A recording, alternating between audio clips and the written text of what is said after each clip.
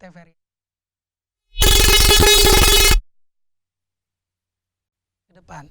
Dan tema kita di hari ini adalah prospek pertumbuhan ekonomi Aceh.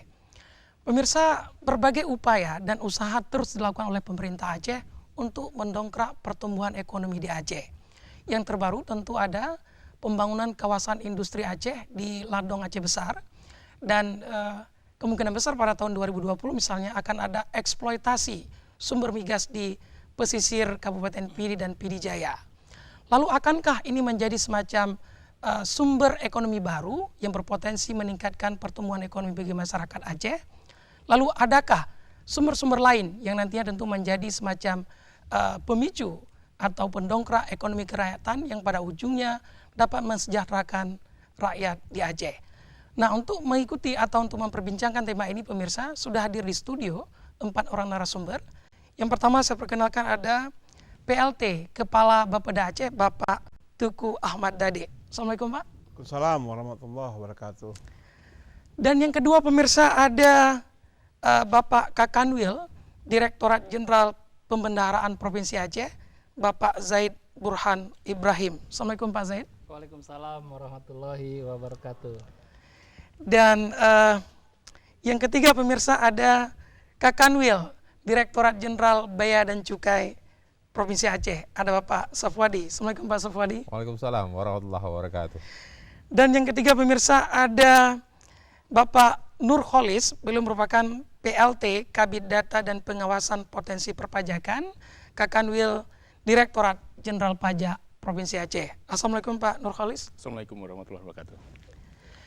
Dan pemirsa, kami juga mengundang Anda nanti untuk berpartisipasi bersama kami, tentu dengan memberikan pendapat saran Anda terkait dengan tema kita pada hari ini, yaitu prospek pertumbuhan ekonomi Aceh di line telepon 0651417773. Baik, sebelum lebih teknis nanti kita bahas, tentu ada instansi vertikal di sini yang lebih berperan untuk melihat apa peran yang bisa dimainkan.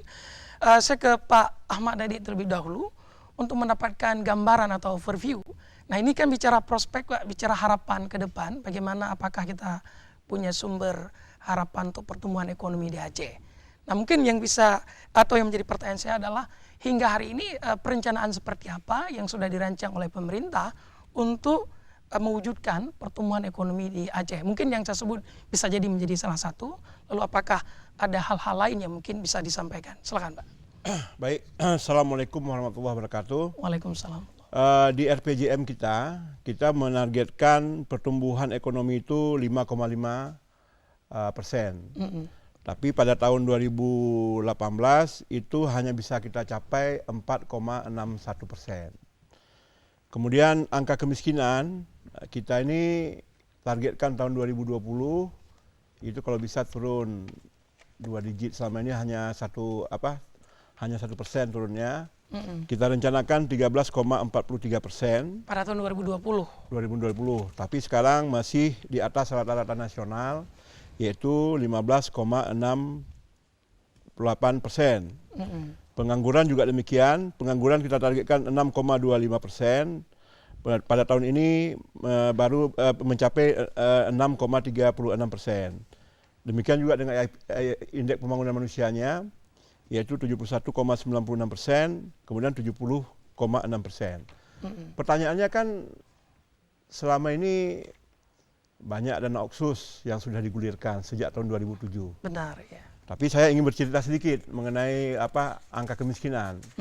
Jadi dapat kami sampaikan di sini bahwa Otsus itu kita mulai pada tahun 2007 dengan angka kemiskinan waktu itu di Aceh 26,65%. Pada tahun 2002 itu angka kemiskinan Aceh itu mencapai 29,38%. Oke. Jadi sekarang ini angka kemiskinan Aceh itu 15,32% pada tahun 2019 ini. Dengan demikian, semenjak Otsus ada sampai dengan sekarang ini, dana Otsus itu telah berperan menurunkan angka kemiskinan itu sebanyak 11,33%. Nah, persoalannya mengapa Aceh masih terbelakang, masih mengikuti angka paling jauh. Memang kalau kita bandingkan dengan Sumatera Utara misalnya, memang APBD mereka mungkin sekitar 7-8 triliun. Aceh kan mencapai 17 triliun. Persoalannya Aceh itu hanya uang itu yang kita andalkan, Pak. Di Sumatera Utara, di daerah-daerah lainnya industri itu banyak. Industri itu kan karena BPS kan mengukur kemiskinan itu dari pendapatan masyarakat, Pak. Bukan dari jumlah rumah yang kita bangun. Pendapatan masyarakat, daya beli masyarakat itu yang sangat penting. Jadi kalau di sana tuh industri, investasi industri dan lain sebagainya, sektor-sektor UKM dan mikro itu hidup semuanya. Nah, di Aceh kita hanya mengandalkan dari APBA. Tapi banyak kritik atau para pihak mengatakan sebenarnya ini dari aspek akselerasi juga, walaupun kita mengakui mungkin tidak ada sumber lain, tapi dari aspek akselerasi juga dipandang agak kurang cepat begitu, Pak Dadik. Apakah bisa di-approve yang demikian? Ya, makanya kan kita juga berusaha supaya angka kemiskinan itu bisa turun 1,5% atau 2% per tahunnya. Ya kan? Nah, baru-baru ini Bapak Gubernur baru menerbitkan surat edaran kepada Bupati Wali Kota agar memanfaatkan dana desa itu untuk kegiatan-kegiatan yang bisa mengurangi pengeluaran masyarakat.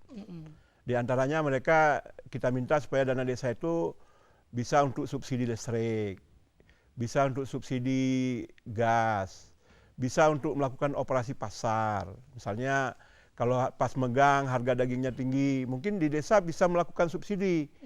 Hanya membuat misalnya harga dagingnya 200.000 misalnya di pasaran. Desa bisa menjualnya hanya 100.000 dengan menjual kepada nama-nama yang ada di BJT itu, di data terpadu itu. Itu menarik. Berarti kalau boleh saya menyimpulkan, itu menjadi salah satu sebenarnya yang berpotensi untuk mendongkrak. Ya, banyak cara Pak yang kita bisa lakukan. Ini besok pagi. Besok pagi itu Bapak Gubernur akan melakukan bersama DPRA akan melakukan pengesahan terhadap RAPBAP 2019 dan RAPBA 2020. Karena begini, dia kalau APBA itu cepat disahkan dan cepat diimplementasikan, itu akan berpengaruh kepada masyarakat, Pak. Karena di Indonesia ini, kalau boleh saya gambarkan, itu kalau ada uang yang beredar 100%, itu 80% itu beredar di Jabodetabek, Jakarta, Bogor, dan sebagainya. 10% lagi beredar di kota-kota besar, Medan, Manado, Ujung Pandang, lain sebagainya. 10% lagi beredarlah di luar kota-kota yang saya sebutkan tadi. Dapatlah Aceh uang beredar mungkin 1%. Nah, uang 1% ini kalau nggak kita salurkan cepat-cepat kepada masyarakat juga akan menjadi persoalan di dalam ini. Makanya kalau menurut saya yang paling utama itu adalah bagaimana kita menarik investasi. Investasi nggak usah muluk-muluk, nggak usah dari luar negeri dan sebagainya. Yang direncanakan pemerintah seperti apa konsep investasi? Konsep investasi dari kalangan pengusaha kita. Ini kan Kadin baru dilantik. Kita mohon banyak uang pengusaha kita yang parkir ini bisa digunakan untuk investasi lokal. Itu yang lebih realistis. Karena banyak sekarang cuma MOU kosong aja. Gimana? Pemerintah memberi lampu hijau juga kepada sektor seperti Kadin tadi untuk berperan lebih banyak. Iya, anggota Kadin, bukan Kadinnya maksudnya. Kadinnya yang bisa menciptakan suasana itu. Karena kalau investasi nggak ada, industri nggak hidup, itu pengangguran susah kita tekan, Pak. Nah, dan sedikit jadi honorer di pemerintah. Ya, Pak ya? Benar nggak saya bilang? Nah, ini yang kemudian sektor yang paling seksi itu adalah UKM. Entrepreneurship bagi usaha-usaha mikro. Yang ketiga itu menyangkut pariwisata, Pak. Pariwisata paling bagus untuk bisa menurunkan angka kemiskinan. Nah, itu sekarang yang menjadi semacam top priority pemerintah Aceh untuk untuk mendorong pertumbuhan ekonomi masyarakat Aceh. Ya, kalau saya orangnya pragmatis, Pak. Jadi saya misalnya kalau kek dibentuk, kek itu dan sebagainya, boleh itu juga dibentuk. Kita upayakan terus. Tapi yang dalam jangka pendek ini yang perlu kita Bapak untuk ketahui, BPS itu mengukur angka kemiskinan itu bukan dari rumah yang kita bangun, dan bukan dari jembatan yang kita bangun, adalah dari kemampuan masyarakat membeli. Daya beli masyarakat. Sementara aparat pemerintah berpikir bahwasanya kalau dibangun rumah, kita bangun rumah sampai 6.000 per tahunnya dan sebagainya. Orang-orang miskin itu kita beli rumah, tapi dia tidak akan terhapus dari dari angka kemiskinan kalau pendapatannya masih di bawah garis kemiskinan. Oke. Nah, itu yang harus kita lakukan. Makanya dana desa yang paling juga berperan. Makanya dana desa ini oleh Jakarta diharapkan supaya digunakan untuk pemberdayaan ekonomi, Pak. Oke. Nah, jadi untuk strategi menurunkan angka kemiskinan itu sebenarnya ada 4 cara. Oke, nanti mungkin Pak Dadik bisa diuraikan biar ada tambahan pertanyaan saya ke Bapak. Ya. Jadi tapi intinya bahwa dari catatan tadi sebenarnya pemerintah Aceh sudah mengkonsep beberapa strategi yang coba diupayakan. Ini sebenarnya menjadi sumber baru untuk mendongkrak pertumbuhan ekonomi di Aceh. Ya. Ya, saya akan kembali ke Pak Dadik untuk melihat sebenarnya teknis seperti apa yang bisa dilakukan agar program-program ini bisa benar-benar terlaksana di lapangan. Tapi sebelumnya saya ke Pak Zaid Burhan dulu. Pak Zaid Burhan sebagai Kakanwil Direktorat Pembendaharaan Negara Provinsi Aceh. Nah, kalau melihat peran yang bisa dimainkan oleh DJBP ini seperti apa, Pak Zaid? Ya, terima kasih Pak Sued. Sebenarnya keberadaan kantor instansi vertikal di daerah Provinsi Aceh, termasuk di dalamnya Dijen Perbendaharaan selaku lembaga yang diberi amanah untuk menyalurkan dana APBN, ini sangat vital untuk mensupport pemerintah daerah, pemerintah provinsi, kabupaten kota mendorong pertumbuhan ekonomi yang ada di daerah. Nah, kami di Kementerian Keuangan, Dijen Perbendaharaan dapat amanah untuk menyalurkan dana APBN. Kalau kita ketahui bahwa dana APBN yang ada di Provinsi Aceh ini secara total adalah kurang lebih 51 triliun. Dari 51 triliun itu ada sebesar 14,6 triliun yang merupakan anggaran KL, yang merupakan anggaran instansi vertikal. Kemudian anggaran kantor daerah dan lain sebagainya. Kemudian ada sebanyak kurang lebih 36 triliun yang merupakan transfer ke daerah dan dak fisik dana desa. Nah, dari berbagai alokasi dana yang ada, sebanyak 50 triliun tersebut diharapkan dapat mendorong pertumbuhan ekonomi yang ada di daerah. Nah, kemudian berbagai proyek-proyek nasional juga kami siapkan di daerah, termasuk di dalamnya ada proyek Jalan Nasional Tol Sigli Banda Aceh, kurang lebih 75 km, kemudian Jalan Tol Loksmawe Sigli, kemudian Jalan Tol Loksmawe Langsa, kemudian Jalan Tol Langsa ke Sumatera Utara, dalam hal ini Binjai, yang secara total sepanjang 455 km. Nah, alokasi dana untuk proyek-proyek nasional ini harapannya adalah dengan adanya alokasi dana tersebut, proses pembangunan jalan berjalan dengan sangat baik, kemudian proses transportasi perpindahan barang dari Provinsi Aceh ke tempat lainnya bisa menjadi lebih cepat dan lebih efisien. Kemudian ketika ada pembangunan infrastruktur seperti ini, harapannya juga adalah pemanfaatan pekerja-pekerja lokal sehingga berdampak kepada penambahan daya beli masyarakat yang seperti disampaikan Pak Dadek tadi. Kemudian pada sisi lain ada juga alokasi dana desa. Di Aceh ini ada sekitar kurang lebih 6.492 desa yang alokasi dana desa tahun ini 4,9 triliun. Dari dana 4,9 triliun ini merupakan komitmen dari pemerintah pusat untuk bagaimana juga membangun dari pinggiran.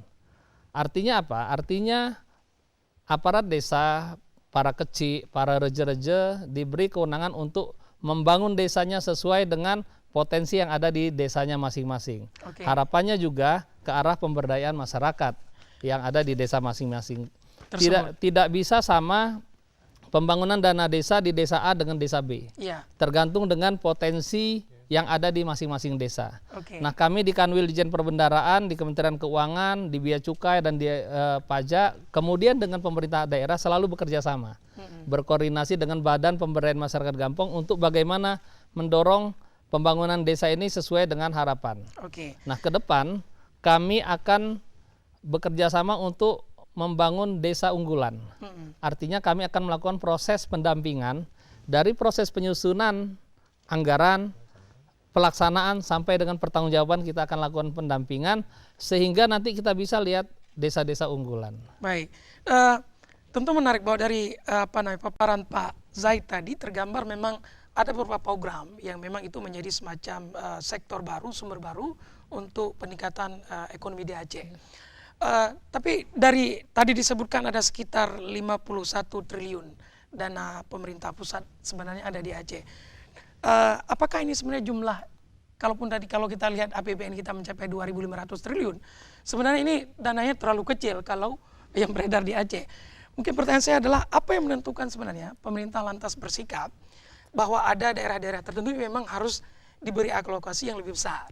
Sehingga ini menjadi semacam harapan baru bahwa ada program-program yang bisa kita rencanakan dengan tambahan alokasi anggaran itu, Pak Zahid. Ya, untuk di Aceh sebenarnya dapat tambahan anggaran yang berbeda dengan daerah-daerah lain. Artinya sebenarnya kalau kita lihat Aceh juga ada dana otsus, yang di daerah lain juga tidak ada. Sementara kalau dana DAU kan ada formulanya, formulanya baik luas wilayah, jumlah penduduk dan lain sebagainya, sehingga ketemu angka untuk provinsi Aceh berapa dan provinsi yang lain. Tetapi di Aceh ada tambahan namanya dana otsus yang kurang lebih 8 triliun dialokasikan, yang diharapkan juga bisa menjadi salah satu faktor pendorong penggerak pembangunan.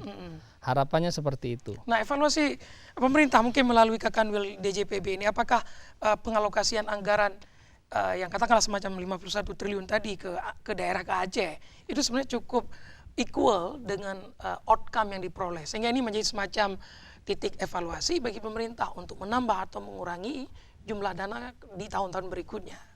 Ya, dari tahun ke tahun memang alokasi dana yang ada di Provinsi Aceh selalu meningkat, selalu meningkat, baik dari dana DAK fisik, DAU, dana desa, itu selalu meningkat. Artinya apa? Itu juga menjadi satu faktor pertimbangan bagi pemerintah pusat untuk bagaimana secara terus-menerus kita punya komitmen yang sama untuk membangun daerah, termasuk di dalamnya Aceh. Nah, banyak program Bapak Gubernur saat ini yang sangat bagus, yang perlu kita support dan kita dukung sama-sama sehingga bisa sinergi antara program pemerintah provinsi, kabupaten, kota dengan pemerintah pusat melalui dana APBN-nya. Ini sangat bagus sehingga sama-sama kita bisa support pemerintah provinsi. Nah, tadi saya kira Pak Dede juga sudah menguraikan ada komitmen-komitmen yang serius yang ditujukan oleh Bapak Gubernur untuk mendorong pertumbuhan ekonomi. Baik, ke Pak Safwadi, saya kira masih pertanyaan yang sama terkait dengan Ditjen Bea dan Cukai. Peran apa yang bisa dimainkan? Saya kira walaupun sekelas publik mungkin tahu betapa peran besar terkait pertumbuhan ekonomi di Aceh yang bisa diperankan oleh Bea dan Cukai ini. Namun detailnya seperti apa, Pak? Baik, pemirsa juga perlu kami informasikan bahwa Direktorat Jenderal Bea dan Cukai itu punya 4 fungsi tugas. Pertama, melakukan tugas pemungutan keuangan negara, collecting revenue. Yang kedua, tugas kami melakukan kegiatan perlindungan masyarakat, community protector, untuk komoditi-komoditi yang diimpor atau yang diekspor yang itu mengganggu ekonomi, keamanan, pertahanan, dan lain sebagainya. Tapi ada 2 fungsi tugas lagi yang juga punya peranan sangat besar, yang sampai detik ini, sampai hari ini itu belum banyak dimanfaatkan di Aceh, yang perlu kami sampaikan. Apa tugas itu? Pertama, ada fungsi tugas sebagai trade facilitator. Kami adalah unit yang secara internasional bekerja untuk memfasilitasi kegiatan perdagangan internasional. Yang kedua, yang terakhir yang belum optimal digunakan di Aceh ini adalah apa yang kami sebut dengan industrial assistant.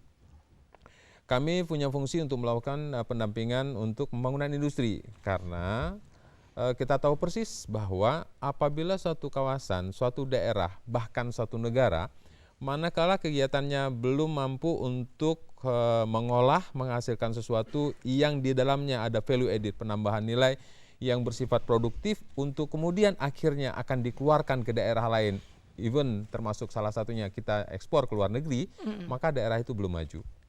Jadi negara-negara maju rata-rata mereka melakukan kegiatan pengolahan. Nah, di Aceh hal tersebut masih belum kuat. Saat sekarang ini rata-rata di Aceh hampir seluruhnya itu rata-rata melakukan kegiatan. Kalau panen berarti petik, jual. Kalau perikanan berarti tangkap, jual. Kalau hasil alam juga gali, jual. Yang harusnya ada kata-kata di tengah. Apa kata-katanya? Adalah harusnya petik, olah, jual.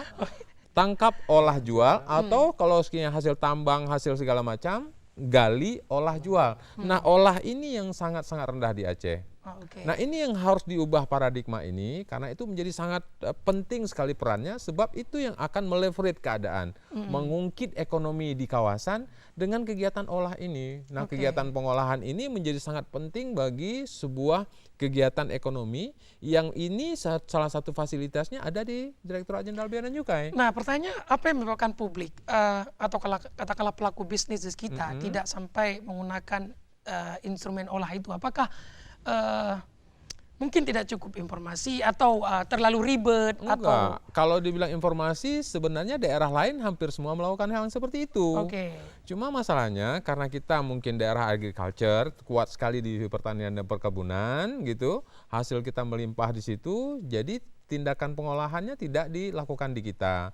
Ikan kita sangat banyak, eksporannya, pengolahannya adanya di Sumatera Utara.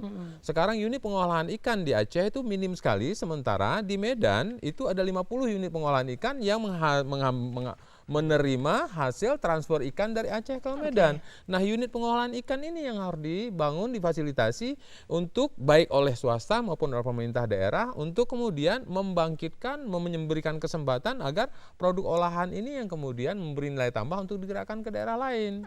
Ini yang masih kurang, yang masih terasa belum begitu dikejar oleh berbagai entitas ya, berbagai aspek, berbagai komponen anak bangsa kita yang harusnya ini mulai didorong. Dan alhamdulillah saya lihat dari sejak pelantikan Kadin yang baru pada DEA ini sangat semangatnya luar biasa. Kemarin pelantikan peletakan batu pertama di Kialadong itu juga itu antusiasmenya luar biasa. Berharap sekali bahwa ini menjadi trigger awal untuk melakukan perubahan di Aceh. Kami sampaikan Bapak juga Permisa bahwa apa yang kemarin dilakukan di Kialadong, kawasan industri Aceh Ladong itu memang menggunakan fasilitas bea cukai. Fasilitas yang digunakan itu adalah fasilitas pusat logistik berikat. Kenapa kemudian pusat logistik berikat itu didorong? Karena sekarang ini di Indonesia ada 79 lokasi yang sudah menggunakan kegiatan itu, dan itu mempersingkat jarak, mempersingkat waktu, mempermurah ya, lebih memurahkan bahan baku. Jadi menjadi lebih efisien. Karena kalau sekiranya barang karena sekarang begini, logistik di Indonesia, biaya logistik itu komponennya mencapai 9,5% dari seluruh kegiatan produksi. Nah, kalau itu bisa disingkat, bisa diperpendek waktunya, bisa kemudian diefisienkan, maka ini akan meningkatkan nilai tambah. Nah, ini yang kemudian di Aceh saya sayangkan, baru tahun-tahun ini mulai ya, saya tahu karena memang SK-nya saya sendiri yang terbitkan, di Aceh setelah di provinsi lain sudah ribuan jumlahnya, Bapak. Kalau fasilitas yang di provinsi lain yang mengambil fasilitas bea cukai itu jumlahnya sudah ribuan, tapi di Aceh baru tahun 2019 ini terbit 5. Dan baru bulan ini saya tanda tangan ada 3 nih. Ya mudah-mudahan itu menjadi langkah awal untuk kemudian mengubah tidak lagi petik jual, tapi di tengah-tengahnya ada petik, olah, jual. Tangkap, olah, jual. Kemudian juga gali, olah, jual. Nah, olah ini yang akan meleverage keadaan. Akan meningkatkan ekonomi. Iya, nilai tambahnya di situ. Artinya prospeknya di situ yang mungkin selama ini luar biasa. Tidak dilihat oleh masyarakat. Tidak digemari mungkin, mohon maaf, tidak digemari karena masalahnya oleh swasta tidak digemari karena mungkin uang di Aceh cukup besar yang datang dari pusat, kemudian itu concern untuk kegiatan jasa, konstruksi, ya itu yang lebih diminati untuk saat-saat sebelum ini. Nah sekarang ini yang ingin diubah kegiatan industri, kegiatan pengolahan yang akan lebih diprioritaskan. Kalau ini dilakukan, maka boleh dipastikan menyerap tenaga kerja, boleh dipastikan memberikan nilai tambah, boleh dipastikan akan memberikan sebuah peluang baru untuk multiplier efek di kawasan akan tumbuh. Karena kalau ini terjadi, boleh dipastikan banyak orang akan berkesempatan untuk mendapatkan pekerjaan. Ini saya kira ulasan menarik bahwa tapi saya yakin tadi pelaku bisnis sebenarnya paham betul bahwa tadi salah satu fungsi yang belum diperankan dengan baik misalnya adalah oleh customs kita, ada trade facilitator yang sebenarnya itu cukup efektif untuk mendorong terjadinya ekspor impor yang baik. Nah sebenarnya secara lebih detail apa trade facilitator seperti apa yang dilakukan oleh custom kita. Sehingga mungkin nih pemirsa kita bisa mendengarkan dengan baik. Dia setidaknya dari situ ada inspirasi untuk bergerak dalam bidang bisnis ini. Baik, di Bea Cukai ya, di seluruh dunia itu memberikan fasilitasi untuk percepatan kegiatan perdagangan dan industri. Nah, banyak sekali fasilitas fiskal yang diberikan, pembebasan biaya masuk, penangguhan pengenaan perpajakan. Itu besar sekali komponennya. Dan kalau komponen yang besar ini dimanfaatkan oleh dunia bisnis, maka itu akan memberikan peluang besar untuk menggerakkan kegiatan yang memberikan nilai tambah pada setiap produk yang dihasilkan. Nah, ini sudah dilakukan terus-menerus. Percepatan, penyederhanaan prosedur, kalau dulu biasanya prosesnya sangat panjang, lama, maka untuk waktu-waktu yang terakhir setelah reformasi birokrasi yang dilakukan di Kementerian Keuangan sejak tahun 2000-an awal, itu mengubah seluruhnya dan proses percepatannya menjadi sangat cepat. Tidak ada lagi proses yang harus meja ke meja segala macam, sudah tidak, mas sekarang hampir sebagian besar online. Ya, apalagi Pak Jokowi juga menyampaikan sesederhana mungkin konsep izin dan sebagainya. Boleh saya sampaikan sebagai ilustrasi sederhana saja agar pemirsa bisa paham begini. Kemarin untuk peresmian Kia Ladong itu, permohonan pengajuan permohonan perizinannya ke saya itu dilakukan melalui WA. Pemilik industri berada di Australia menyampaikan permohonannya ke saya menggunakan WhatsApp, menyuruh WA, kemudian berdasarkan hasil WA itu saya teruskan ke staf saya untuk dilakukan penelitian, sehingga tidak perlu ada yang datang ke kantor, dan berdasarkan WA itu kemudian SK keluar. Dan dulu itu tidak terjadi. Dulu itu karena belum ada permintaan. Di Aceh ini belum ada permintaan, karena tidak ada permintaan, kami tidak ada sesuatu yang kami bisa fasilitasi. Terbukti bahwa fasilitas bea cukai yang di provinsi lain, boleh saya sampaikan, Jakarta saja ada 95 tuh yang industri yang menggunakan fasilitas kami. Di Jawa Barat ada 621 industri yang menggunakan fasilitas kita. Di Jawa Timur ada 211 yang menggunakan. Di Jawa Tengah ada 191. Di Banten itu ada 164. Bayangkan seluruhnya melakukan kegiatan itu menggunakan fasilitas kita. Di Medan ada sekitar 52. Dan kita saya melakukan upaya percepatan untuk membuktikan kepada pengguna usaha, kepada para pebisnis, Anda tidak perlu harus melihat seribet itu. Menggunakan WA saja kami layani.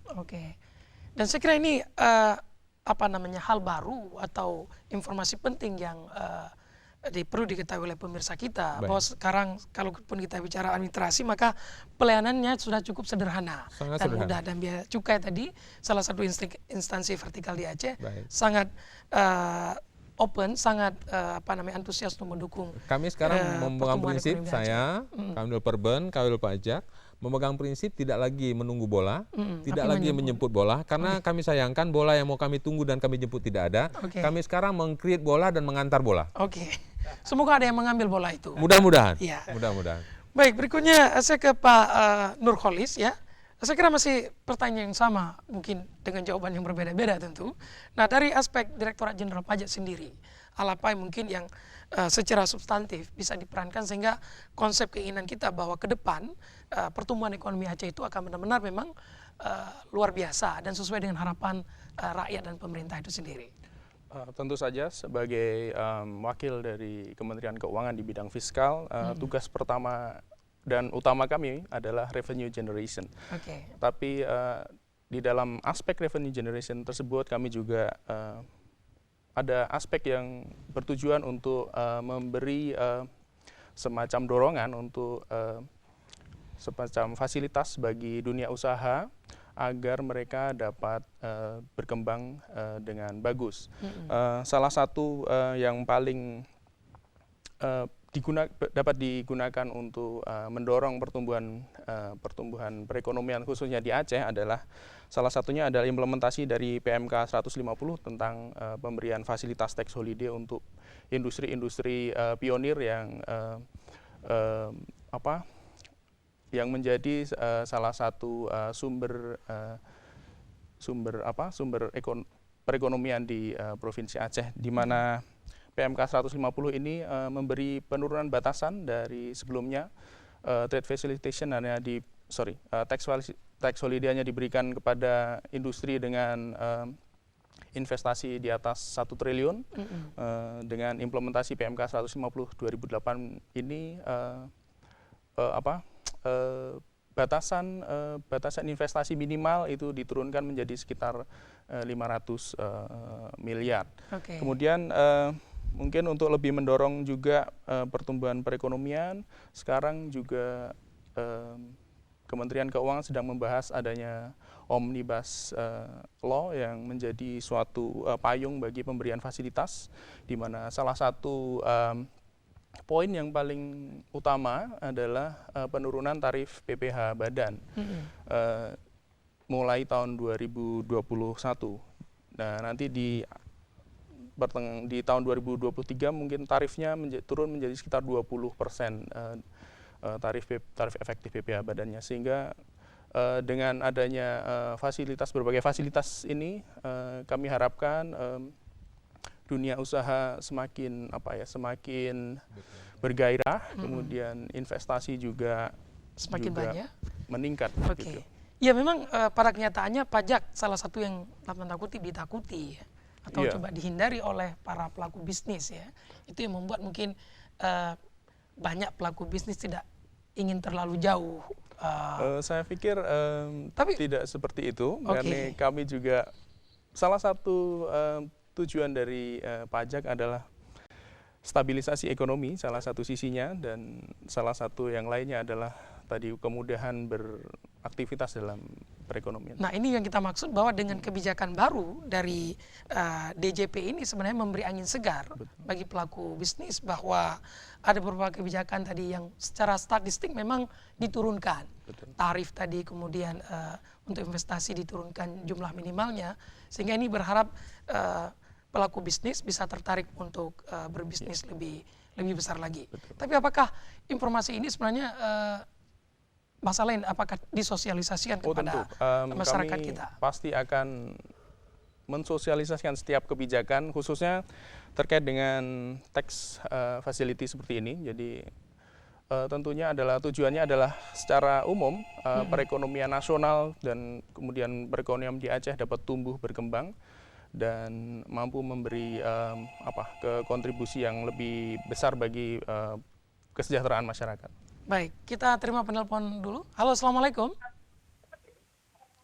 Halo. Waalaikumsalam. Iya, dengan Bapak siapa? Halo, Assalamualaikum. Waalaikumsalam, Pak. Dengan Bapak siapa? Dengan Bapak siapa di mana? Edi di sini, di Kampung Ate.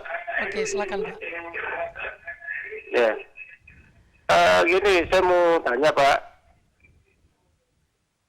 Mengenai program pembangunan jangka pendeknya itu gimana itu, Pak? Perencanaan ke depannya yang jangka pendeknya di Aceh. Jadi untuk program jangka pendeknya peningkatan perekonomian masyarakat di sini bagaimana itu, Pak? Oke, itu saja, jadi, Pak. apakah sudah berjalan begitu kan? Jadi saya lihat seperti stagnan selama ini. Oke. Demikian, Pak. Terima kasih. Ya, terima kasih, Pak. Segera ini juga pertanyaan menarik dan langsung saja mungkin ke Pak Dade juga bisa dijawab secara langsung. Silakan, Pak. Ya, jadi mungkin saya ingin menanggapi sedikit dari Pak Fuadi tadi kan menyangkut tentang olah tadi. Sebenarnya tradisi mengolah di masyarakat Aceh ini sangat kuat, Pak. Ya, contohnya dulu kita minyak goreng itu produksi sendiri, Pak. Di mana-mana tuh di desa di Aceh. Tapi kemudian datang industri bimoli dan sebagainya, sehingga matilah semuanya pengolahan punya masyarakat. Nah, ini mungkin menjadi sebuah pemikiran juga. Saya sangat sependapat dengan Bapak tadi, bahwasanya sebenarnya nih pemerintah Aceh ini mendorong supaya pengolahan ini bisa berjalan, ya kan? Kita lihat sederhana, misalnya gini, potong sapi, kan ada industri dendeng di sini. Ya gitu kan, harga sapinya kan berjalan lancar, Pak ya. Kemudian kerupuk kulit juga berjalan lancar dan sebagainya. Kopi kan juga tidak dijual bijinya, sekarang sudah diolah, dikemas bagus dan sebagainya. Nah, yang kecil-kecil seperti itu bisa ditangani oleh masyarakat. Cuman yang besar-besar ini perlu pengusaha yang besar. Misalnya penggalengan ikan. Itu nggak cukup modal kalau masyarakat Ya. tadi. Kalau pemerintah ikut membangun penggalengan ikan, itu biasanya jadi besi tua, Pak. Banyak kejadian, Pak. Pemerintah membangun misalnya pengolahan padi ramos misalnya untuk packing dan sebagainya. Tapi udah Bapak bisa lihat, termasuk Bulog sendiri ada yang bangun tuh, tapi nggak jalan. Oke, Nah, baik. Pada ditahan sebentar, ya. kita terima penelpon, nanti kita lanjutkan. Halo, Assalamualaikum. Halo, Waalaikumsalam warahmatullahi wabarakatuh. dengan Bapak siapa di mana? Ini Pak Saiful Ya. dari Stui. Oke, silakan Pak Saiful. Ini saya sudah mengamati dari pembicaraan ini. Sebetulnya sederhana saja kalau untuk mau meningkatkan perekonomian Aceh, mungkin dari segi beras saja lah, bahan pokok. Dari sini, dari Banda Aceh sampai ke Medan, saya lihat kiri kanan itu semuanya banyak sawah-sawah. Nggak mungkin ya Aceh ini kurang beras. Itu nggak mungkin juga harga beras itu mahal. Saat itu aja kalau kita selesaikan misalnya, ini kan kalau total produksi beras kita ini di Aceh ini 2,6 juta ton. Oke. 600 ton itu untuk konsumsi dalam daerah kita sendiri. Yang 2 juta ton itu lagi kemana itu apanya? Dan kita juga harus beli lagi yang 600 ton itu dari luar daerah. Kalau misalnya industri beras itu bisa kita tangani sendiri, industri hilirnya, mungkin ini tidak akan menjadikan beras itu sulit dan harus kita beli dari Medan. Dan ini akan bisa mendongkrak ekonomi Aceh. Terima kasih. Ya, terima kasih Pak. Pak tadi singkat saja, tadi ada Pak Bapak yang tadi juga mengikuti PJM plus yang ini, apa jawabannya mungkin bisa disampaikan? Iya, jadi dalam jangka pendek yang dilakukan oleh pemerintah adalah menumbuhkan semangat entrepreneurship di tengah-tengah masyarakat. Oke. Kita sudah melakukan misalnya pelatihan, ya pelatihan melalui naker, dan juga kadang-kadang kita juga memberikan bantuan bantuan peralatan dan sebagainya. Tapi juga ada kube dan lain sebagainya, juga bantuan ternak dan sebagainya. Tapi kadang-kadang kan faktor error ini banyak sekali, Pak. Ya, mungkin kenapa ada yang Makanya gagal di tengah jalan. sebenarnya kalau menurut saya, usaha-usaha industri kecil dan ini memang harus tumbuh dari masyarakat sendiri.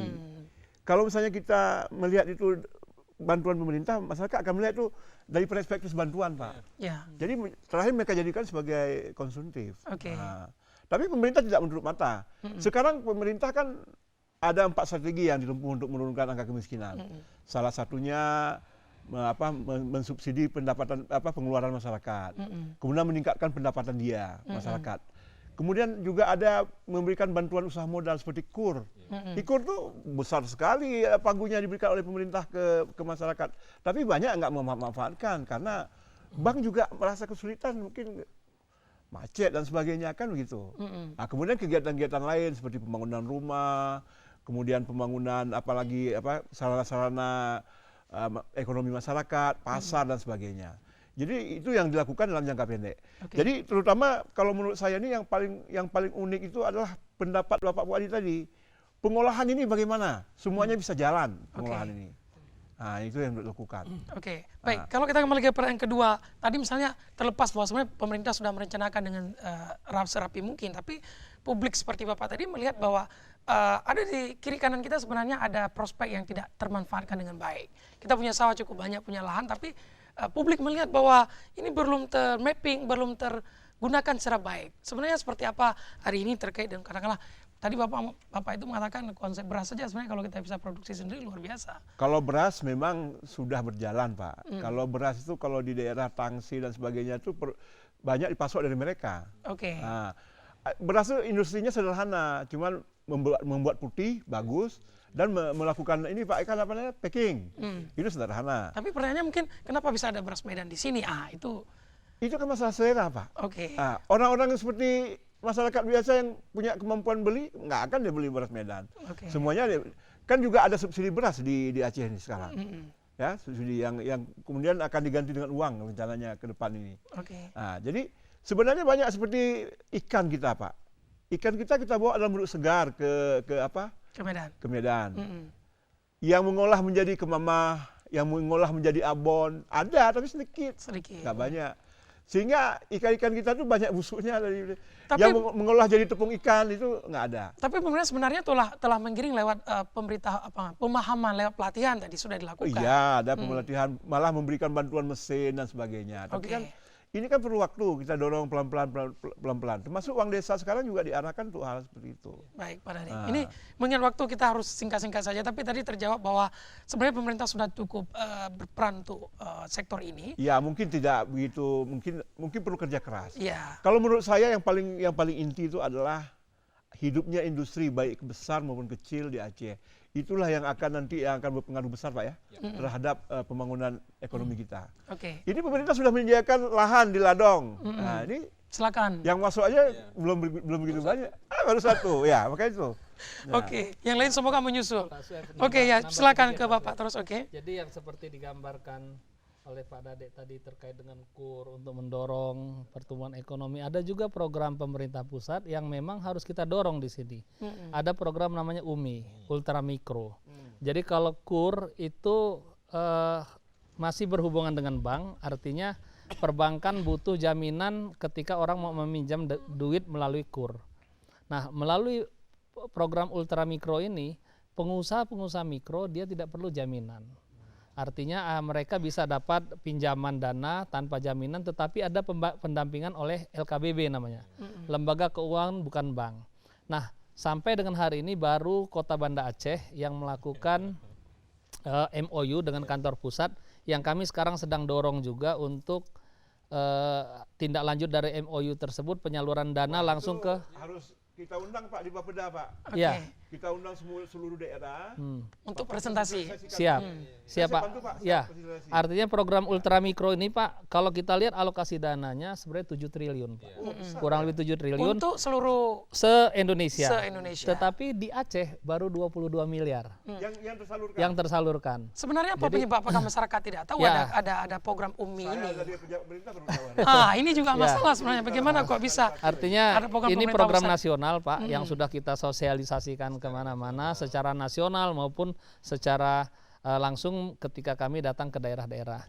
Memang kita perlu sama-sama dorong program ini sehingga nanti usaha-usaha mikro ini punya multiplier effect. Artinya apa? Artinya ketika kalau dulu ada pemberian dana dianggap sebagai hibah atau pemberian bantuan sosial, tapi ini tidak. Ini dikasih pinjaman, ada pendampingan dari lembaga keuangan bukan bank sehingga nanti usaha mikro menjadi usaha kecil. Usaha kecil menjadi usaha menengah. Menengah menjadi besar. Harapannya seperti itu. Nah, kita berharap tidak ada lagi usaha-usaha mikro ini yang kadang-kala mendapat pinjaman dari pihak lain yang tingkat suku bunganya sangat signifikan. Tidak menambah kemampuan dan daya beli mereka. Bang Padu, rentenir.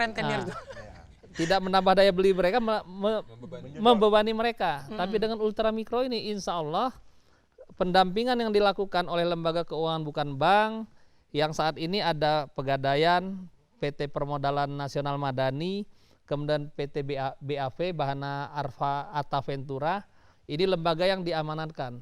Jadi dari pusat investasi pemerintah kerjasama dengan PT BAV sebagai lembaga keuangan bukan bank, nanti mereka punya kantor-kantor vertikal di sini. Kemudian saya tambahkan lagi Pak, bisa juga nanti pusat investasi pemerintah bekerja sama langsung dengan Pemda. Apa namanya tadi Pak? Ultra Mikro Pak. UMI ya? UMI. Ultra Mikro yang ketika bekerja sama langsung dengan Pemda, nanti Pemda, pemerintah daerah menyiapkan sebagian dana, pusat juga menyiapkan. Nah ini yang kita arahkan untuk kita salurkan ke usaha-usaha mikro dan dilakukan dengan pendampingan. Sehingga harapannya tujuannya menjadi tercapai tadi. Sebenarnya kalau kita dengar cerita Pak Aziz, cukup banyak program-program pemerintah pusat tadi yang mungkin saya tidak tahu apakah publik tidak mengetahui atau sosialisasi mungkin yang kurang. Sedikit mungkin. Pak Safwadi. Soal rasa Pak. Karena biasanya kalau bantuan-bantuan langsung dari pemerintah itu kan tidak punya tanggapnya cepat. tidak punya tanggung jawab untuk menata, mengelola, menjaga. Nah, kalau yang seperti UMI ini kan ada pendampingan, ada pengawalan, ada pembinaan, kemudian dia ada returnnya yang harus dikawal sampai selesai. Karena tujuan daripada UMI ini adalah mengembangkan.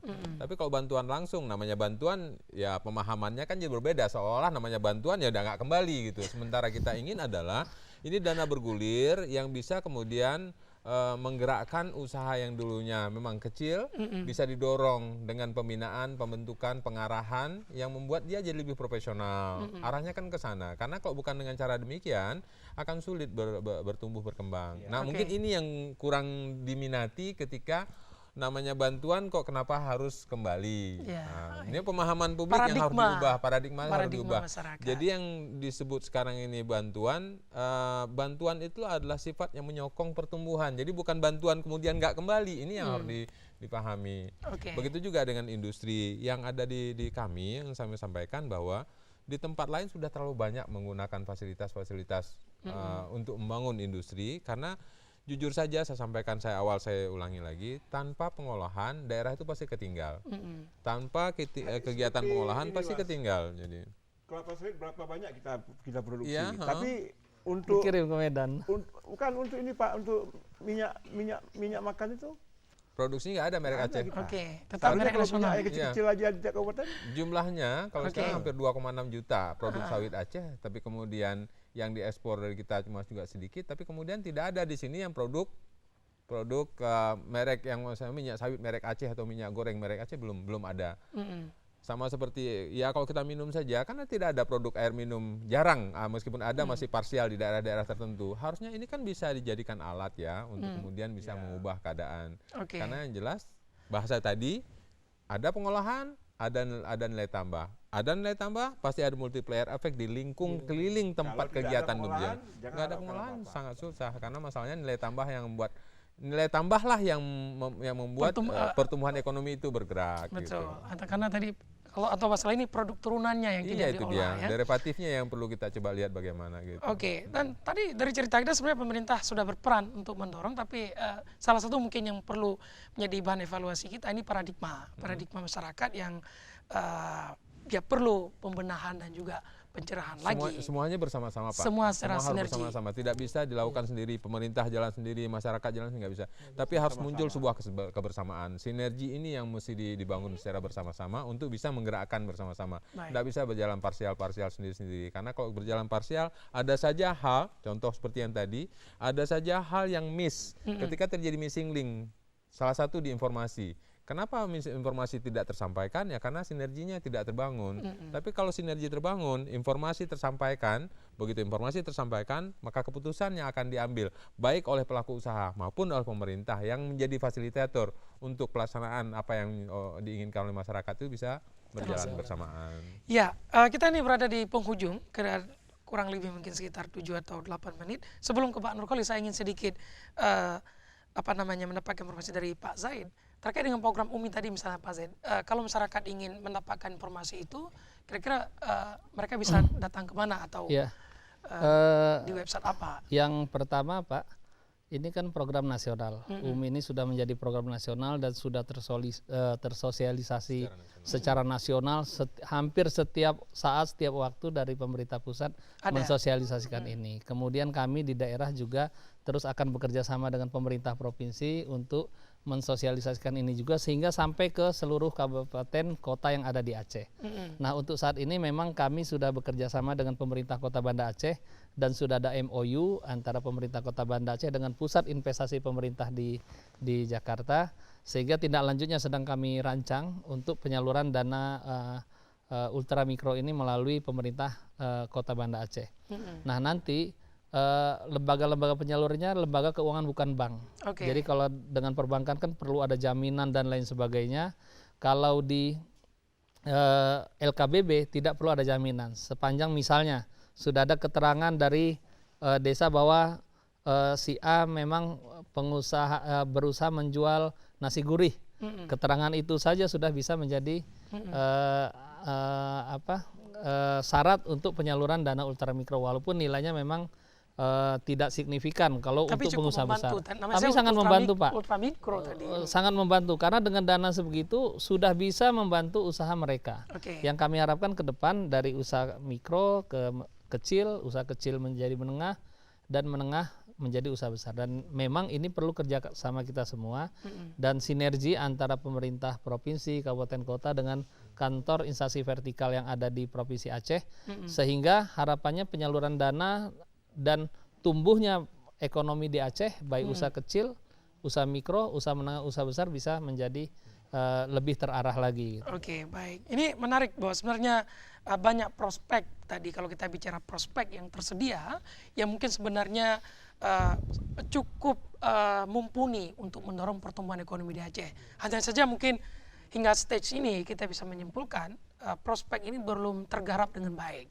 Tadi ada problem trade facilitator, belum dimanfaatkan. Tadi ada UMI, kemudian juga Pak Dedek sudah menyampaikan.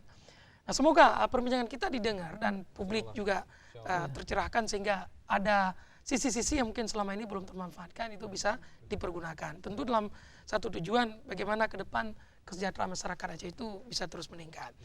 Baik, ke Pak Nurholis, apa hal yang harus diperhatikan oleh publik kita menyangkut dengan persoalan perpajakan? Saya kira memang selama ini publik dunia usaha agak sedikit memang hati-hati terkait dengan persoalan ini.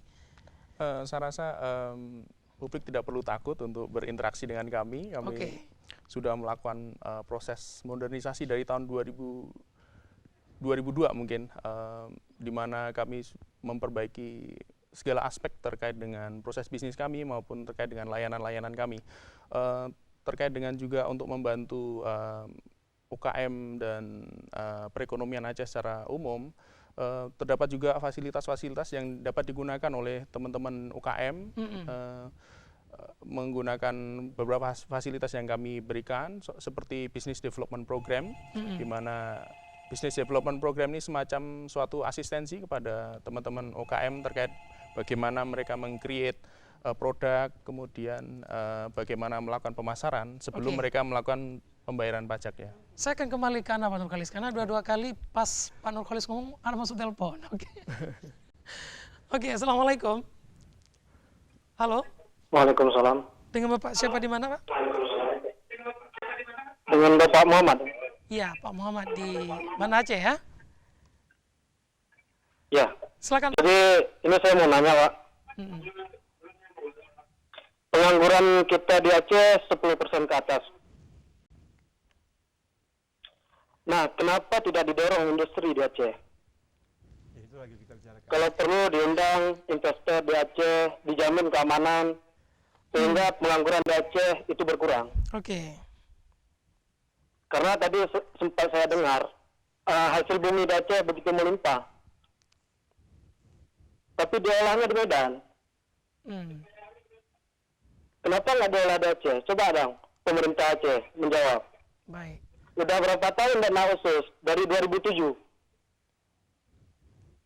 Tapi Aceh masih kemiskinan paling rendah. Paling tinggi di Aceh maksudnya. Oke. Baik Pak Muhammad. Oke Pak, itu ya. Assalamualaikum. Salam. Walaupun mungkin tadi sekilas telah jawab, tapi nanti nggak apa-apa. Pak Dede akan menyambung kembali. Yang pasti ini katakanlah keluh kesah beliau yang mungkin selama ini dibenam. Tapi jangan dulu Pak. Saya ke Pak Nurholis dulu. Yang tadi belum selesai. Ada satu paket misalnya bisnis development program. Apa? Ya, seperti Business Development Program adalah suatu fasilitas dari kami terkait bagaimana wajib pajak UMKM itu melakukan pemenuhan kewajiban perpajakannya, tapi sebelumnya kami juga melakukan pembinaan terkait dengan perkembangan bisnis mereka. Kami bekerja sama dengan BUMN, kemudian juga memberi beberapa pelatihan terkait bagaimana meng-create suatu produk dan bagaimana strategi pemasarannya. Teman-teman UMKM bisa menghubungi KPP-KPP di mana UMKM itu berada, sehingga mereka dengan senang hati teman-teman di kami akan membantu mereka untuk memperoleh fasilitasi pemasaran tersebut gitu. Kemudian yang lain adalah kami juga memberikan tarif khusus terkait dengan pajak khusus kepada teman-teman UMKM di mana Itu lebih implementasi, rendah betul. Implementasi PP 23 tahun 2018, di mana pajak UMKM itu kami turunkan dari sebelumnya 1% menjadi hanya 0,5% atau setengah persen, sehingga kami harapkan tidak ada yang tertunggak. Betul, tidak ada yang tertunggak dan teman-teman UMKM dapat berkembang dengan lebih bagus lagi. Gitu. Oke, bagaimana dengan yang kemarin sempat saya lihat bahwa ada tax center di Unsia yang sempat dibuka, kemudian di Unimal juga ada. Apakah ini bagian dari salah satu strategi dari DJP sebenarnya untuk memberi awareness kepada masyarakat, atau ada ini fasilitas apa sebenarnya yang disediakan? Iya, tax center adalah suatu fasilitas kami untuk membangun awareness khususnya di kalangan teman-teman mahasiswa dan kalangan umum terkait bagaimana pemahaman terkait dengan ketentuan perpajakan dan bagaimana melakukan pemenuhan kewajiban perpajakan secara lebih smooth dan lebih mudah. Oke. Baik, kita ini berada di penghujung, Pak Dade, mungkin untuk menjawab dan klarifikasi tadi Pak Muhammad. Ya, jadi yang pertama begini saya sampaikan, bahwa pemerintah itu kepingin one home, one industry, one product. Ada setiap rumah tangga itu punya yang bisa dijual gitu. Apa kacang, apa-apa, pokoknya adalah. Yang kedua adalah industri-industri kecil yang untuk kebutuhan sendiri itu, marilah kita sama-sama kita penuhi. Misalnya kebutuhan minyak makan, misalnya minyak goreng, kan bisa kita hidupkan lagi industri-industri rumah tangga yang ada dulu di Aceh, di pantai barat. Bapak bisa lihat kelapa kita banyak sekali, tapi hanya menjadi kelapa muda atau hanya menjadi santan. Kalau butuh pendampingan misalnya bisa ke dinas perindustrian, Pak. Saya dengar Pak Muhammad Razi sempat mengungkapkan itu. Iya. Kemudian berikutnya kan investasi ini jangan dipikirkan hanya mendatangkan yang besar-besar, Pak. Tapi yang kecil-kecil, yang misalnya investasi minyak goreng misalnya dari sawit, ya kan? Nah, yang kecil-kecil seperti itu. Kemudian yang paling banyak yang datang ke Aceh ini mau berinvestasi ya di bidang sumber daya alam, dan itu banyak menimbulkan demo, Pak. Ini baru demo di kantor gubernur tadi. Oke. Dan itu merusak lingkungan dan sebagainya. Oke, serba salah juga jadi. Ya. Jadi kalau saya pikir kalau nggak ada industri-industri besar yang bisa menyerap tenaga kerja, tapi persoalannya juga aneh juga, ini hanya sekedar intermezzo. Dipersingkat, Pak, karena waktu kita sudah berakhir. Sekarang banyak pekerjaan-pekerjaan fisik, ya proyek-proyek pemerintah, Pak, hampir sekitar berapa triliun itu, sampai 6 triliun. Tapi yang kerja itu udah banyak dari Medan, Pak, dari luar Aceh. Itu aja, Pak, sebenarnya. Oke, ya semoga ke depan kita lebih baik lah. Terima kasih Pak Dadek, Pak Nurhalis, Pak Safwadi, dan juga Pak Zaid atas kehadirannya di perbincangan Dialog Suara Publik TVRI Aceh. Mengingat waktu, kita harus akhiri dialog ini.